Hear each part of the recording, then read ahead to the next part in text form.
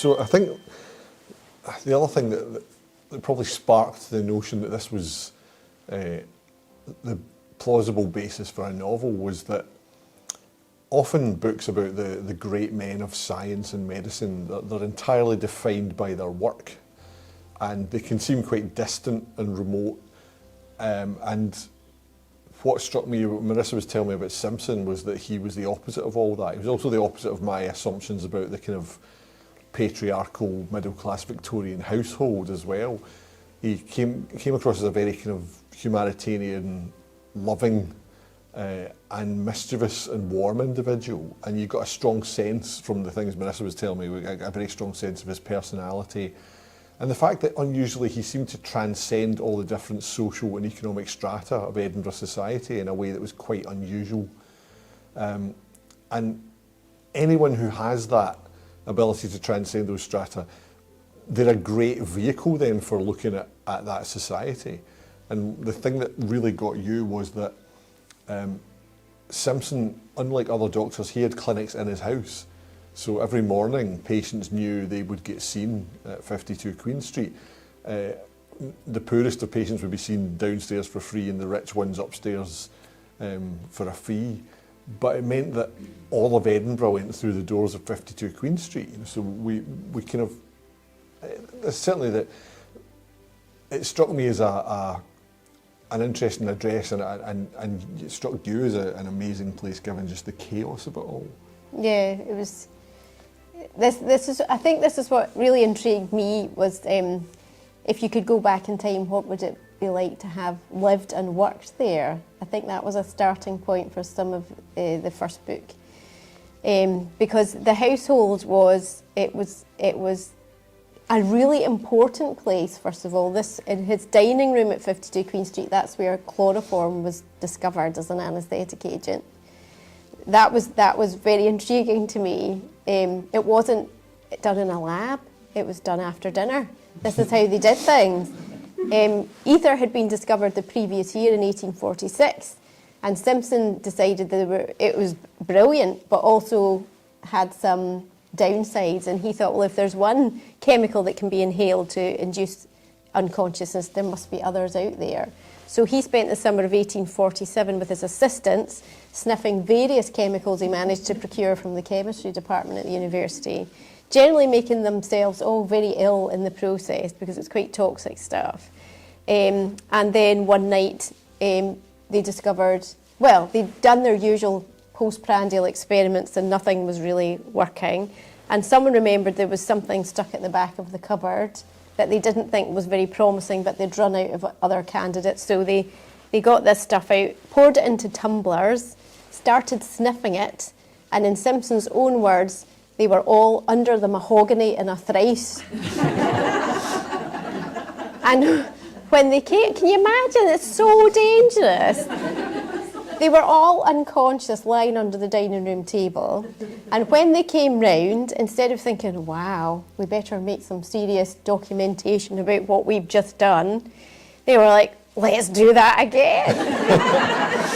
And they brought in everyone who was in the house, including his teenage niece, and gave them all some chloroform to try. Apart from his sister-in-law, Wilhelmina, who didn't like the look of this at all, and refused to participate, so he started chasing her around the dining room table with it. And you're like, this is so far removed from how you imagine kind of scientific progress occurs. So that fascinated me, but the whole household was a bit like that. He did see patients every day. He was world-renowned even before he discovered chloroform. He was a very good diagnostician. He was very well thought of in obstetrics and gynecology. He was a pioneer in all sorts of ways. He was also a very kind man. But the house itself, he had lots of children who were allowed to run about. There was several dogs. There was a grey parrot that called itself Dr. John Gray for some reason. He used to take his Dalmatian Glen on rounds with him, and said that the dog was very good at diagnosing patients as well, and it used to sit beside patients and lick their hand and stuff. And you're like, this is really not a good practice at all. But it was just, it was, and he used to invite anyone who was interesting or of any importance visiting Edinburgh would be invited round to the house for lunch or dinner, usually without telling the domestic staff.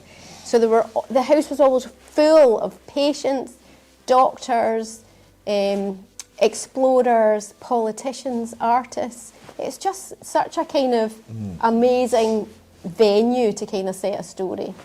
And children, even the attitude to children, you know, the whole being seen and not heard, that was not the case in Simpson's house. He was very, very hands-on dad. He notes in his diary or in a letter that he would insist at 4 o'clock he would get his carriage to take him back home for, as he put it, tea and an egg and a romp with the children. And it was all these little details that have made me think, well, this is a fascinating individual, and I can't believe nobody's written a novel about him before. And so after Marissa had graduated, I suggested, you know, I think this is something we could take on. We should, because she had said at one point, oh, I'd like to research more into Simpson, and maybe I could do a PhD. And I'd said, yeah, and 5 people will read that.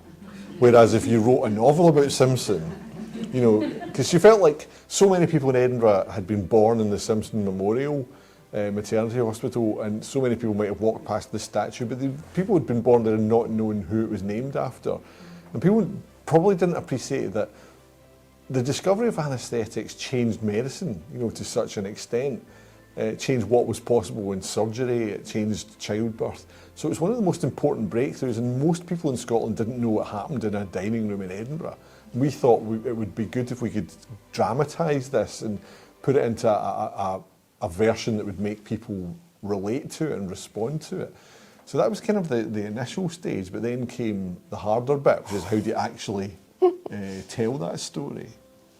Yeah, it was such a nice idea, but in practice it was quite a difficult thing to do, I think, because I was so interested in the history and I wanted to stay as true as possible to Simpson and his life and get some of that story across.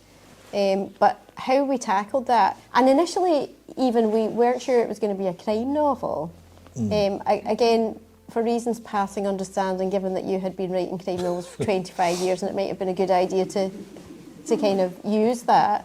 We started thinking about writing a kind of upstairs, downstairs type Victorian novel, and we just didn't really get anywhere. You're seeing Downton Abbey with medicine, with the problem being we hadn't actually seen Downton Abbey.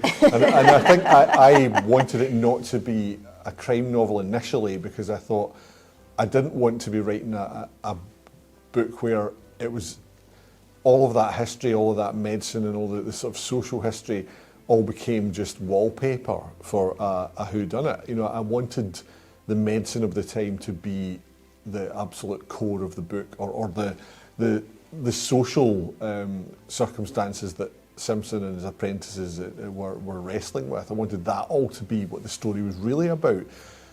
So to that end, we initially talked about writing about what we described as a kind of battle for the soul of a young man, an apprentice to Simpson.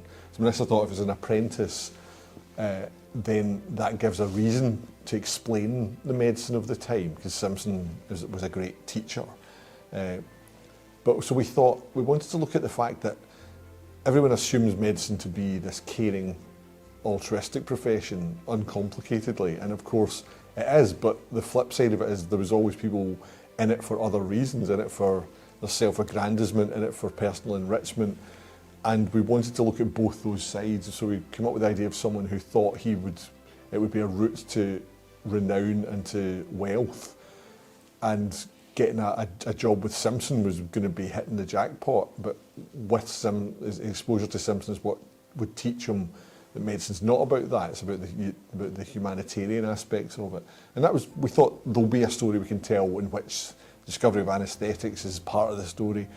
And we had a couple of goes at it, and it just wasn't really hanging together. And eventually, it was you who came in and said, this should be a crime novel. Mm-hmm. How would it work if there's some death in it, you know, or not death, but some murder? And I thought, yeah, that makes sense. There's so much death at the time, and it was so easy to get away with murder at the time also.